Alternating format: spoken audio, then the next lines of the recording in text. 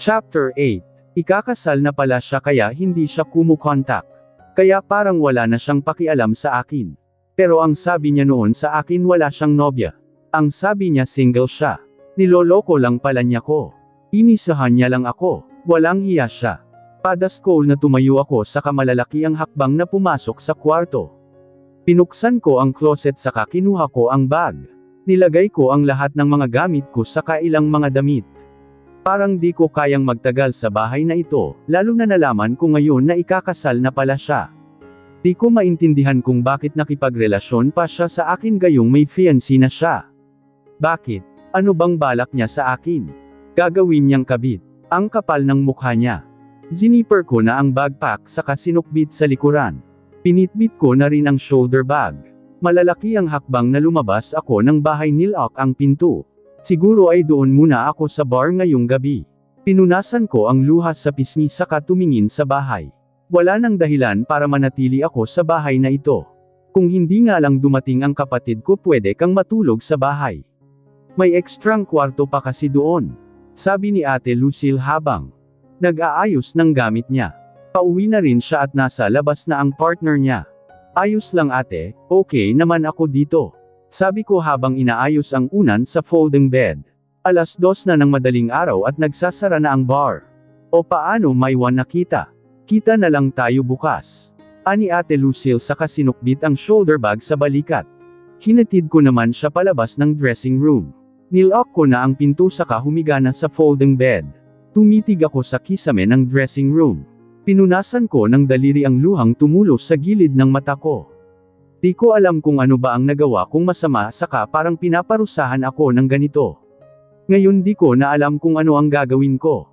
Naguguluhan na ako. Di ko alam kung saan napupunta. Nakaramdam na ako ng antok kaya pinaikit ko na ang mata. Naalimpungatan ako sa malalakas na katok sa pinto at parang may tumatawag sa pangalan ko. Jana, Jana, gising. Tinilat ko ang mata. Di ko alam kung malabo ang mata ko pero parang nag-uulap ang paningin ko. Mainit din dito sa loob sa dressing room dahil nakapatay pala ang electric fan. Napaubo ako ng sunod-sunod. Para akong kinakapos ng hininga. Dinig kong binabayo ng kung sinong nasa labas ang pinto. Jana, gumising ka, may sunog. Doon na ako nagising ng tuluyan sa kananlaki ang mata ng Maria Alize na umuusok ang loob ng dressing room. Mabilis akong bumangon kasabay niyo ng pabalibag na pagbukas ng pinto. Tumambad ang 2 bouncer ng bar na inuubo. Matindi din ang usok sa labas. Halika na, lumabas na tayo. Kumakalat na ang apoy, baka di na tayo makalabas. Lumapit ang isang bouncer at hinawakan ako sa braso.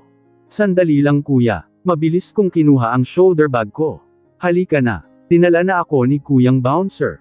Palabas ng bar, malakas ang kabog ng dibdib ko sa kaba pati takot nang makitang kalat na ang apoy sa loob. Naglaglagan na ang mga kahoy sa kisame. Para kaming nasa loob ng pagan sa init. Makapal ang usok sa paligid, wala nang makita.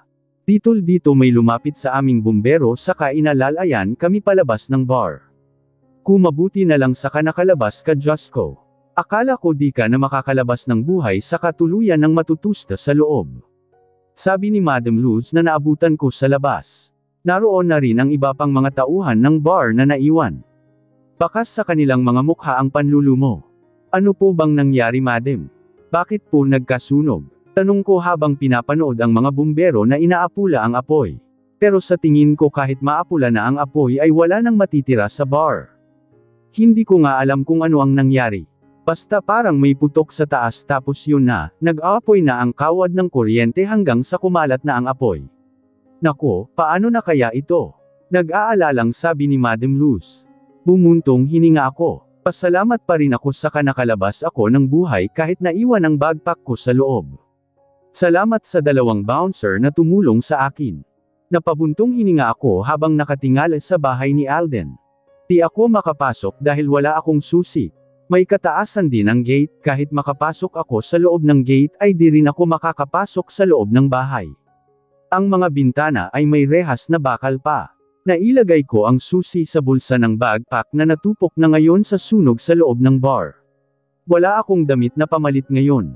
Ang dala ko lang ay ang shoulder bag ko. Mabuti nga ay nakuha ko ito kanina bago ako dalhin ni Kuyang Bouncer palabas ng dressing room. Isang malalim na buntong hininga ang pinakawalan ko sa katumalikod na. Naglakad-lakad ako habang nag-iisip. Bumalik kaya ako sa bahay? Baka papasukin na ako ni Mama. Kung hindi naman kukunin ko na lang ang ibang damit ko. Pero sana papasukin na niya ako sa kapatawarin. Tutal naman, bahay ko rin yun. Mas may karapatan ako kesa sa mga kapatid niya nang may dumaang tricycle ay pinara ko na yun sa kasumakay. Pero ganun na lang ang panlulumo ko nang pagdating ko sa bahay ay sarado ito sa kawalang katao-tao. Nakalok ang pinto sa harap pati likod pati na rin mga bintana. Mukhang umalis silang lahat. Naiiyak na umupo ako sa hagdan ng terrace. Jenica, walang tao dyan sa bahay niyo kagabi pa. Nagangat ako ng mukha. Pinunasan mo ang luha sa aking pisngi. Nakita ko ang kapitbahay namin na si Aling Susi. Saan po sila nagpunta, Aling Susi? Ang sabi ng tita mo mag-outing daw sila sa kasagot ng mama mo ang lahat. Mga 3 days yata, yun ang sabi Bumagsak ang balikat ko sa sinabi ni Aling Susi. Naisip ni mama na mag-outing kasama sila tita, pero ako di niya naisip. Ganun na ba siya kawalang puso sa akin? Anak niya naman ako Muling tumulo ang luha ko sa sama ng loob. Saan na ako pupunta ngayon? Pinunasan ko ang luha saka tumayo na. Nagpasalamat ako kay Aling Susi. O saan ka pupunta niyan? Tanong ni Aling Susi. Kanila Lea po, doon po muna siguro ako. Abay mabuti nga, mas mabait naman ang mga tiyahin sa katiyuhin mo sa side ng papa mo kesa sa side ng mama mo. Ngumiti na lang ako at di na sumagot. Pero hindi ako kanila Lea dumiretso. Ayokong makaabala doon. Pumunta ako sa bayan saka pumasok sa isang fast food chain. Mag-alas 10 na saka wala pa akong almusal. Habang kumakain ay pinag-iisipan ko ang susunod kong gagawin. Di ako pupwedeng panghinaan ng loob sa mga problema ko. May dadami ang baby ko. Mabuti na lang ay may pera ako. Malaki-laki din ang naipon ko sa ilang pagtatrabaho ko sa bar. Kaya nga nakakalungkot na nasunog ito. Mukhang matatagalan pa bago ulit ito mag-operate dahil sa laki ng damage. Biglang kong naalala ang ATM card na binigay ni Alden. May lamang pera yon sa kamalaki-laki rin. Kung di na ako babalikan ni Alden, kukunin ko ang pera doon sa kapanglalaan ko sa panganganak ko. Pero bago ko isipin ang tungkol sa panganganak ko, ang dapat kong isipin ay ang kalagayan ko ngayon. Sa sitwasyon ko ngayon mahihirapan akong tumuloy sa pag-aaral. Pinalayas ako walang gamit. Tapos buntis pa ako. Saan ako titira ngayon? Kailangan ko ring maghanap buhay para sa amin ni baby. Di pwedeng iasa ko lang ang lahat sa perang meron ako tapos wala namang pumapasok. Saan naman ako hahanap ng trabaho dito sa amin? Mahirap maghanap ng trabaho dito sa lugar namin, kung makahanap man ay mababa naman ang sweldo. Naalala ko si Lea na sa Manila nagtatrabaho. Pwede akong pumunta sa Manila. Ang sabi niya marami daw pwedeng pasukan doon basta masipag ka lang. Pinitawan ko ang hawak na burger saka dinukot ang cellphone sa bag. Pinuksan ko ang data ko saka tiningnan kung online si Lea pero di siya naka-online, baka may ginagawa. Kaya tinawagan ko na lang siya. Nakailang ring bago siya sumagot. Naiyak ako bigla nang marinig ang boses niya at narinig niya yon. Sa sitwasyon ko ngayon gusto ko nang may makakausap yung makakaintindi sa akin. Pakiramdam ko kasi mag-isa lang ako. Mabigat na mabigat ang dibdib ko dahil sa sitwasyon ko ngayon. Panay ang tanong ni Lea kung ano ang nangyayari sa akin dahil umiiyak ako. Sinabi ko na lang na pinalayas ako ni Mama. Hindi ko muna sinabi sa kanya na buntis ako dahil magiging mahabang usapan yun, kukwento ko na lang sa kanya kapag nagkita kami ng personal. Sinabi ko sa kanya na gusto kong pumunta ng Manila saka magtrabaho doon. Medyo nagulat pa siya na ngayong araw ako pupunta doon pero na-excite rin siya, sesend daw niya sa akin ang eksaktong address niya doon sa Manila. Pagkatapos naming mag-usap ni Lea ay niligpit ko na ang pinagkainan ko. Inayos ko muna ang sarili bago ako lumabas ng fast food chain. May nakita akong ATM machine na katabi lang ng fast food chain. Bamantong hininga ko at tinungo iyon.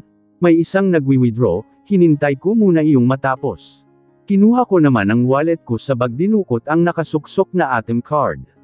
May maliit na papel yun kung saan nakasulat ang PIN. Nang matapos na ang lalaki mag-withdraw ay ako na ang sumunod. Nanginginig pa ang kamay na sinuksok ko ang ATM. Mabilis kong pinindot ang PIN. Tiningnan ko muna ang balance. 6 na digit ang laman noon. Nag-withdraw muna ako ng 30,000. Kailangan ko ng pera pag pumunta ako ng Manila. Ang kwento kasi ni Leia ay mahal ang bilihin doon. Maingat kong nilagay ang pera sa ka-atom sa wallet ko. Sa Manila ko na lang withdrawin ang ibang pera tapos ay itatabi ko yun pampa-check. Ops sa kapanganganak. Baka kasi biglang mag-freeze yung account. Sayang naman yung pera. Tutal binigay naman niya yun sa akin. Baka sinadya nga niya talaga yun dahil di na niya talaga ako babalikan. Kaya di na ako mahihiyang kunin ang pera niya. Siya nga di nahiya sa akin. Ginamit lang niya ako. Gago siya. Pinuksan ko ang cellphone ko. Dumating na ang chat ni Leia. Pinasa ko ang address pagkatapos nun ay muli siyang tumawag. Tinuruan niya ako kung saan ako sasakay at ano ang sasakyan ko. Kulang-kulang 5 oras daw ang biyahe papunta sa Manila. Eksaktong 10:00 na. Kung babiyahe ako ngayon ay makakarating ako doon ng mga 3:00. Magpapalam daw siya sa amo niya, aabangan ako sa terminal. Pinatay ko na ang cellphone saka nilagay sa bag. Pumara ako ng tricycle saka nagpahatid sa terminal. Nalulungkot man akong iwan ang kinalakihang lugar pero parang wala na akong ilulugar dito. Siguro kailangan ko munang lumayo para makapagsimula akong muli. Tamang-tama mag-isa lang ako dito sa kwarto. Umalis na kasi yung kasama ko at di na bumalik pagkatapos tanggayin ang benta ng tindahan. Sabi ni Leia na aligagang niligpit ang ilang mga gamit na nakakalat. Nilibot ko naman ang paningin sa buong kwarto. Maayos naman ang kwarto niya. Sementado sa kakulay puti ang pintura na medyo nababakbak na. May bintana naman kaya nakakapasok ang hangin kahit papaano. May 2 wall fan din sa magkabilaang dingding, ang isa ay nakabukas. May maliit din na lamesang kahoy na D2P may nakalapag na pitchel sa kabaso. Ang maganda pa ay may double deck. O dito ka matutulog sa taas. Ako naman dito sa baba. Alam mo na malikot akong matulog baka malaglag. Ang CR naman ay nandyan lang, yung katabing pinto. Tumango-tango naman ako. Pero papaano ang amo mo inson? Baka magalit yun nagpatuloy ka ng ibang tao dito. Nag-aalalang sabi ko. Nagtatrabaho si Leia bilang tindera ng malaking tindahan ng mga herbal na gamot. Inchik ang amo niya. Hindi yan. Mababait ang mga amo ko. Yung kasamahan ko ngang nagtangay ng benta hindi. Na nila hinabol ng demanda Saka isa pa pwede ka ring mag-apply ng tindera sa amo ko. Sigurado tatanggapin ka nila dahil pinsan kita. Ang hinahanap na kasi nila ngayon ay yung kakilala. Talaga. Sige pasok mo ko. Tuwang sabi ko. Maganda to magkakatrabaho agad ako. Sige, sasabihin ko muna. May one muna kita rito babalik lang ako ng tindahan dahil si Nana ang tumaw doon. Tumango ako sa ngumiti. Thank you Leia. Suswala yun. Pinsan kita no. Mamaya usap tayo. Paglabas ni Leia ay naiwan na akong mag-isa dito sa loob ng kwarto. Umupo ako sa kutsan ni Leia saka bumuntong hininga. Tama lang ang desisyon kung pumunta dito sa Manila. Abaganda babae ta pinsan mo Nakangiting sabi ng may edad na maputing babae na maliit ang mata. Siya si Nana ang amo ni Leia, may asawa din siya na instik din si Tata na una naming nakausap kanina mabait din ito. Maganda din naman ako Nana nakangusong sabi ni Leia. Siyempre ganda ka din pero lamang daming ligaw pinsan mo. Tumatawang sabi ni Nana, halatang mapagbiro siya. Sigurado ba ikaw gusto trabaho dito tindahan ko? Di naman bigat trabaho dito bebenta ka lang herbal gamot tapos susulat mo doon sa notebook yung benta. Wala ka problema pagkain libre pagkain dito. Libre din tulugan, tubig sa kuryente. 8 oras lang bukas tindahan. Paliwanag ni Nana. Ngumiti ako sa katumango. Opo Nana gusto ko po trabaho dito, gusto ko pong magtrabaho dito. Muntik ko na siyang magaye. Tumawa naman siya Nana. Ikaw hawa na akin ha. Natawa na lang din ako. Sige, ikaw tanggap na. Pwede ka na simula bukas. Si Leia thought uro sa'yo gagawin mo. Salamat po Nana. Naging maayos naman ang trabaho ko sa tindahan ng mag-asawang inchik. Mabait sila sa amin ni Leia. May anak sila pero nasa China. Daw ito at may pamilya na rin. Mas gusto ng mag-asawa dito sa Pilipinas. Mas sanay daw sila sa kultura at ugali ng mga Pinoy. Si Leia naman ay alam na ang tungkol sa pagbubuntis ko. Noong una ay hindi siya naniniwala kaya pinakita ko sa kanya ang ultrasound ko na pinakatago-tago ko sa wallet. Saka lang siya naniwala. Sinabi ko sa kanya na yun, ang dahilan kung bakit ako pinalaya sa bahay ni mama saka ayaw ng pabolaikan. Kinuwento ko rin sa kanya na nasunog ang bar kaya wala na akong ibang mapupuntahan. Ayoko namang makisiksik sa bahay nila. Awang-awa naman si Leia sa akin saka nangakong tutulungan ako, aalala yan sa pagbubuntis ko. Si Nana nga ay nahalata din niya na buntis ako dahil mabilis ang tibok ng pulso sa leeg ko. Swerte daw ang buntis sa negosyo. Na parang totoo naman dahil araw-araw marami kaming customer. Humihikab na naglalakad ako sa gilid ng daan habang papunta sa tindahan. Alas 7 pa lang ng umaga sa kakagigising ko lang. Alas 8:30 ang bukas ng tindahan. Gumilid pa ako sa gilid ng daan dahil may mga batang nagtatakbuhan. Maraming bata sa katao dito sa lugar. Halos dikit-dikit ang mga bahay sa kamay-ingay. Kabi-kabila din ang tindahan. Umaga pa lang pero marami nang umiinom sa gilid ng daan. Ang sabi ni Leia ay normal na raw dito ang mga ganitong tanawin. Masasanay din daw ako katagalan. Basta ang importante ay makisama lang daw ako. Malapit na ako sa unang tindahan. Magpapaload lang naman ako sa kababalik na sa kwarto namin ni Leia. Nag-text kasi si Ate Lucille saka kinakamusta ako. Pero paakyat pa lang ako sa gutter sa tapat ng tindahan ay may motorsiklong humahagibis ang takbo palapit sa akin. Sobrang bilis ng pangyayari. Mabilis na kinuha ng nakasakay sa likuran ang cellphone ko saka mas tinulinan pa nila ang patakbo sa motorsiklo paalis.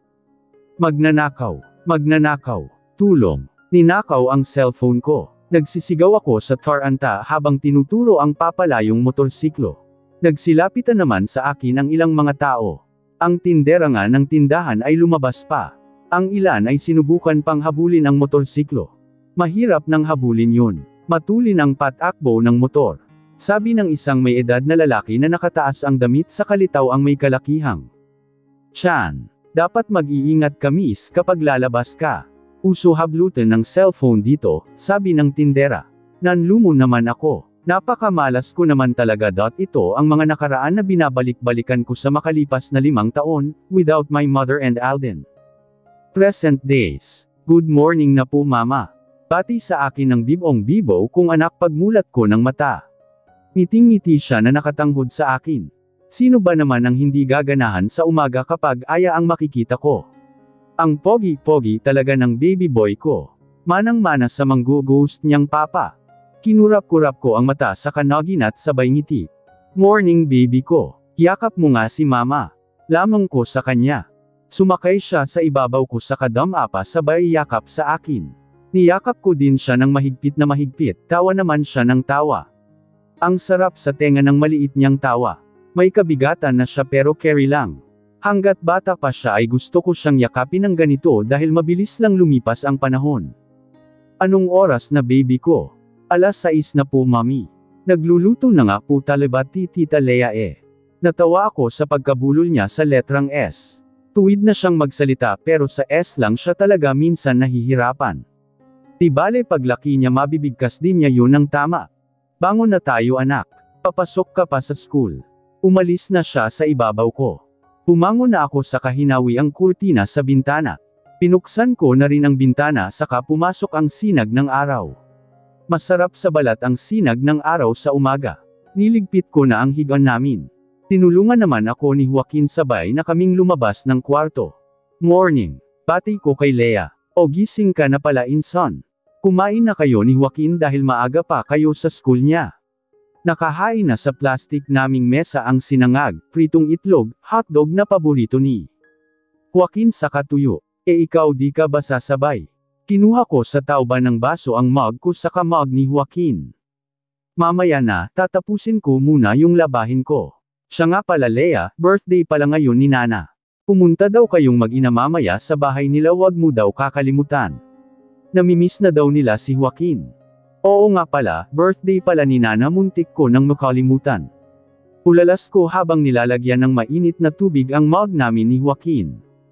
Pupunta po tayo kanila Nana mamaya mama. Nagniningning ang matang tanong ni Joaquin habang ngumunguya na ng hotdog.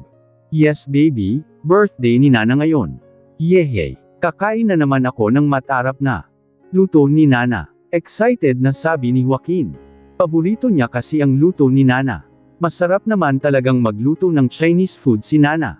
Noong naglilihi nga ako gustong-gusto ko rin ang luto ni Nana. Lalo na yung chow mein saka sweet and sour pork. Pinaka-paborito ko yun. Si Joaquin naman ay kung pao chicken ang paborito. Sobrang lapit ni Nana at ni Tata kay Joaquin. Apo na nga ang turing nila dito saka spoiled na spoiled ang anak ko sa kanila. Tinuring na rin kasi ng mag-asawa na Lucky Charm si Joaquin sa tindahan nila na ngayon, lumaki na saka nagkaroon pa ng branch na si Lea ngayon ang tumatayong Katie wala. Nakapagpatayo na nga rin sila ng kainan na puro Chinese food na dinadagsa din ng mga tao. Kaya tuwing birthday ni Joaquin marami siyang natatanggap na regalo saka pera sa mag-asawa. Kahit pupunta lang kami doon ay lagi siyang binibigyan kaya itong anak ko gustong-gusto lagi na pumupunta doon. Di naman kalayuan ang tindahan dito sa inuupahan naming apartment.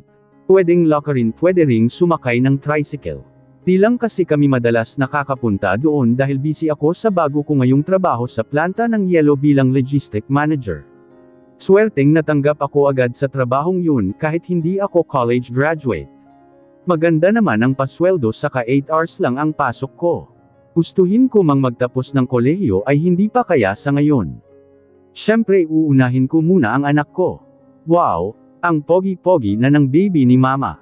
Puri ko kay Joaquin ang sukliin ko na ang buhok niya. Ngiting-ngiti naman siya. Kapag ganitong ngumingiti siya sa masagi sa isip ko ang ama niya. Kamukhang kamukha niya kasi eh. Bumuntong hininga ako. Ngayong nakita ko na ulit ang ama niya, sa totoo lang halo-halo ang nararamdaman ko. Kaba, takot, galit pero may sumisingit na tuwa, pag kami sa gagong yun. Kahit 5 taon na ang lumipas di pa rin naman tuluyang nawala ang nararamdaman ko sa lalaking yun. Nakabaon lang yun sa malalim na bahagi ng puso ko, dahil ang nangingibabaw ngayon sa akin ay ang pagmamahal ko sa anak ko. Hinawakan ng 2 maliit na kamay ni Joaquin ang mukha ko. Mama, bakit pulungkot ka? Ngumiti ako. Hindi ako malungkot anak. May iniisip lang. Inayos ko ang kwelyo ng puting polo niya. Bagay na bagay sa kanya ang suot niyang uniforme. Lalo siyang poging tingnan. Marami nga ang nagsasabi na gwapong bata ang anak ko. Madalas siyang mapagkamala na anak ng foreigner. Napagkakamalan din kaming magtita, dahil hindi daw halatang nanganak na ako at parang dalaga pa rin daw ang katawan ko. Pagkatapos kong ayusan si Joaquin ay ako naman ang nagbihis na. Tinanggal ko ang nakabalunba na tuwalya sa buhok saka mabilis na dinryer ang basa kong buhok. Pagkahatid ko kay Jeremiah sa school ay didiretso na ako sa planta. 3 oras lang naman ang pasok sa school ni Joaquin. Si Lea ang magsusundo sa kanya saka isasama sa tindahan para bantayan. Ingat po kayo ma'am, sabi ng mga driver saka helper sa akin paglabas ko ng office. Minitian ko na lang sila sa kakinawain. Nilang na lang ako ng tila sila mga teenage boys na kinikilig. Di naman lingid sa kaalaman ko na crush ako ng mga driver saka helper. Kalat na nga yun sa buong planta. Wala naman yun sa akin. Mababait naman ang driver saka mga helper. Ang importante hindi sila mga bastos. Sinilip ko ang oras sa relo. Pasado 4:00 na ng hapon. Didiretso na ako kay Lea sa tindahan para sabay-sabay na kaming pupunta sa bahay ni Nana Sakmaki birthday. Bitbit ko ang paper bag na may lamang regalo sa kanya. 3 pares yon na ternong damit na bulaklakan. Mahilig kasi si Nana sa terno na bulaklakan. Siguradong matutuwa siya. Pumara na ako ng jeep at sumakay na. Mamasalubong sa akin ni Joaquin sa labas ng tindahan. Naglalak na si Lea ng tindahan. Pinati ako ng 2 tindera na kasama ni Lea. Minitian ko naman sila. Nag-behave ka lang ba kay tita? Tanong ko kay Joaquin na nakayakap na sa bewang ko. Nakabihis na siya ngayon ng ternong damit na kulay dilaw na may cartoon character na nakaimprenta. Yes po mama, behave lang po ako. Ngumiti ako at sinukli ng daliri ang malambot niyang buhok. Nakatulog ka rin ba? Tumango-tango siya. Mama may star po ako taklo. Pinakita niya sa akin ang likod ng kamay niya na may tatak na 3 star. Wow, very good ang baby boy ni mama ah. Pakis nga. Umiskwat ako sa kapinupog siya ng halik sa mukha. Panay naman ang hajijek niya. Nagpakitang gilas daw yan sa school sabi ng teacher niya kaya may star. Sabi ni Lea. Wow naman! Galing-galing talaga ng baby na yan. Tuwang-tuwa din ako kapag maganda ang pinapakita niya sa school, ibig sabihin nakikinig siya sa tinuturo ng teacher saka tinuturo ko. Kung sabagay matalino din talaga tong anak ko saka fast learner pa. Mama, punta na tayo kay Nana. Pekito ko po ta kanya star ko para bigyan niya ako pera. Ngiting-ngiti na sabi niya.